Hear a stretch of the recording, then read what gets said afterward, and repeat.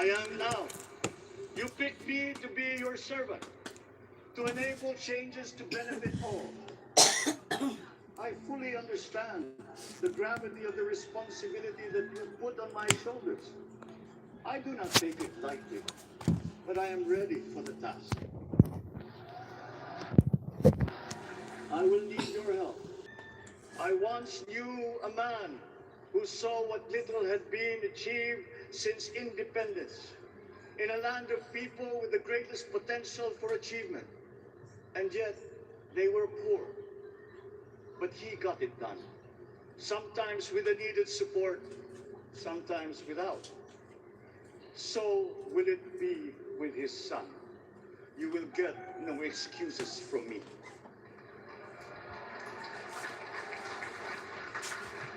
I am here not to talk about the past. I am here to tell you about our future. A future of sufficiency, even plenty, of readily available ways and means to get done what needs doing. By you, by me. We do not look back, but ahead. Up the road that we must take to a place better than the one we lost in the pandemic. Gains made and lost, opportunities missed, well-laid plans superseded by the pandemic. Indeed, ours was the fastest growing economy in ASEAN by ways now outdated. We shall be again by a radical change in the way the world must now work to recover what we have lost in that fire and move on from there. We face prospects of the spread of the war abroad, of which we are totally blameless. We seek friendship with all. But our countries like ours will bear the brunt of it. And if the great powers draw the wrong lessons from the ongoing tragedy in Ukraine, the same dark prospect of conflict will spread to our part of the world. Yet, there is more out there. Like going forward by new ways of doing that the pandemic forces to adopt. A stronger resilience, quicker adaptability. They are our best prevention. They are our best protection. Quiet reflection in a rough and tumble campaign of a breadth and intensity never experienced revealed some of them. Such as the willingness to listen despite the noise, the hesitation to quarrel over differences. Deeper. There are hints of a road not taken that could get us out of here quicker to something better, something less fragile. There is also what you, the people, did to cope. But this time empowered by new techniques and more resources. You got by, getting some of what you needed with a massive government help. And for this, I thank my predecessor for the courage of his hard decisions. But there is a way to put more means and choices in your hands. I trust the Filipinos. Imagine how much more you'd achieve if government backstops instead of dictating your decisions. Always there to pick you up when you fall, giving what you need to get past a problem. Imagine if it invested in your self-empowerment to bring it closer to taking on whatever challenges come. Imagine a country that, in almost every sense, is you. Now imagine what you and government can achieve together. We did it in the pandemic. We will do it again. But again, I will not predicate my promise to you on your cooperation. You have your own lives to live, your work to do, and there too I will help. Government will get as much done alone without request from you. That is what government and public officials are for. No excuses, just deliver. It was like that once upon a time.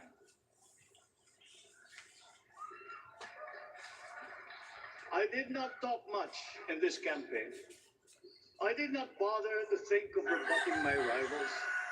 Instead, I searched for promising approaches better than the usual solutions. I listened to you. I did not lecture you who has the biggest stake in our success. And the forthcoming State of the Nation will tell you exactly how we shall get this done. In this fresh chapter of our history, I extend my hand to all Filipinos. Come, let us put our shoulders to the wheel and give that wheel a faster turn to repair and to rebuild and to address challenges in new ways to provide what all Filipinos need to be all that we can. We are here to repair a house divided, to make it whole, and to stand strong again in the Bayanihan way, expressive of our nature as Filipinos. We shall seek not scorn dialogue, listen respectfully to contrary views, be open to suggestions coming from hard thinking and unsparing judgment, but always from us, Filipinos. We can trust no one else when it comes to what is best for us. Past history has often proven that. Solutions from outside divided us. None deepened our understanding. They were always at our expense. Never forget, we are Filipinos. One nation, one republic, indivisible. We resisted and never failed to defeat foreign attempts to break up our country in my father's watch. His strongest critics have conceded that. So let us all be part of the solution that we choose. In that lies the power to get it done. Always be open to differing views, but ever united in our chosen goal. Never hesitating to change it, should it prove wanting. That is how agile, resilient republics are made. Our future we decide today. Yesterday cannot make that decision anymore, nor can tomorrow delay it. The sooner we start, the surer and quicker the prospect of achieving our future.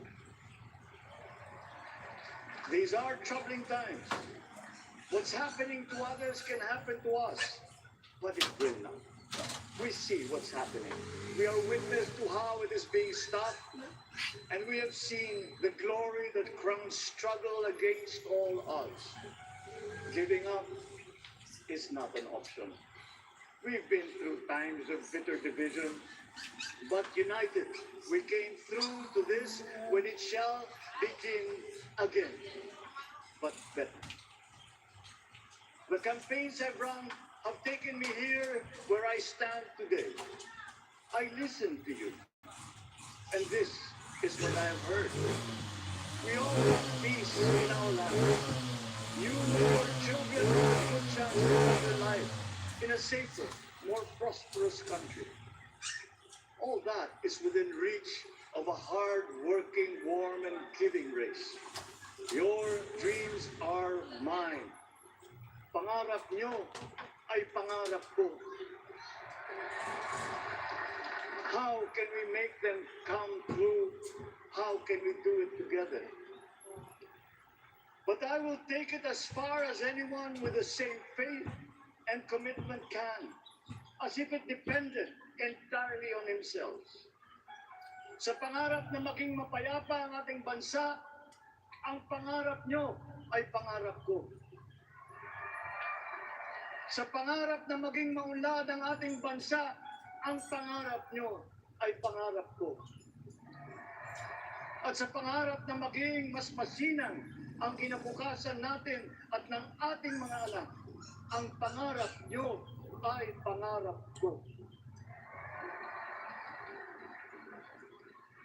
We are presently drawing up a comprehensive, all-inclusive plan for economic transformation. We will build back better by doing things in the light of the experiences that we have had, both good and bad. It doesn't matter. No looking back in anger or nostalgia. In the road ahead, the immediate months will be rough, but I will walk that road with you. The pandemic ravaged bigger economies than ours. The virus is not the only thing to blame. What had been well built was torn down. We will build it back better. The role of agriculture cries for the urgent attention that its neglect and misdirection now demands. Food self-sufficiency has been the key promise of every administration. None but one delivered. There were inherent defects in the old ways and in recent ways too. The trade policy of competitive advantage made the case that when it comes to food sufficiency, a country should not produce, but import what other countries make more of and sell cheapest. Then came Ukraine.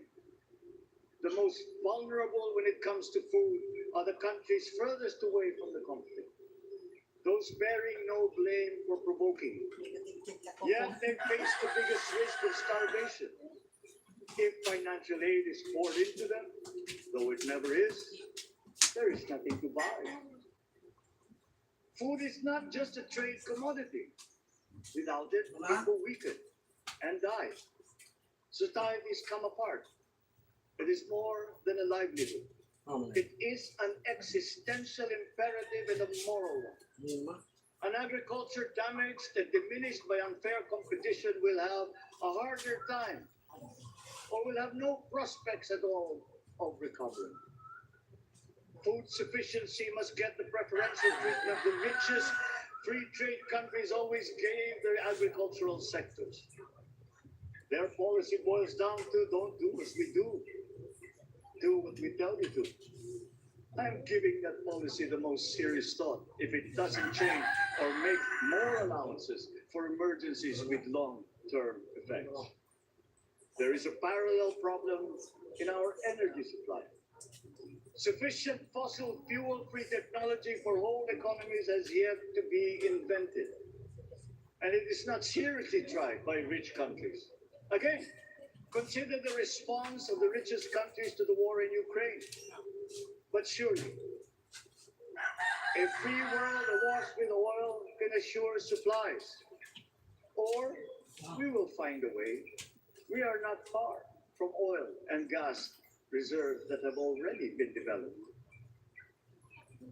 What we teach in our schools, the materials used must be rethought. I am not talking about history. I'm talking about the basics, the sciences, sharpening theoretical aptitude and imparting vocational skills, such as in the German example, alongside the national language with equal emphasis and facility in a global language, which we have and lost. Let us give OFWs all the advantages we can for them to survive and to thrive. Our teachers from elementary up are heroes fighting ignorance with full paper weapons. We are condemning the future of our race to menial occupations abroad. Then they are exploited by traffickers. Once we had an education system that prepared coming generations for more and better jobs. There is hope for a comeback. Vice President and soon-to-be Secretary of Education, Sara Duterte Carpio, will fit that mission to a T. We won't be caught unprepared, under-equipped, and understaffed to fight the next pandemic. To start with, we never got over the pandemic of poor, if any, free public health. The last major upgrade of a public health system, exemplified by the resources poured into PGH, predates the current shambles by 3 generations. Our nurses are the best in the world. They acquitted themselves with the highest distinction abroad, having suffered even the highest casualties. With the same exemplary dedication at home, they just got by.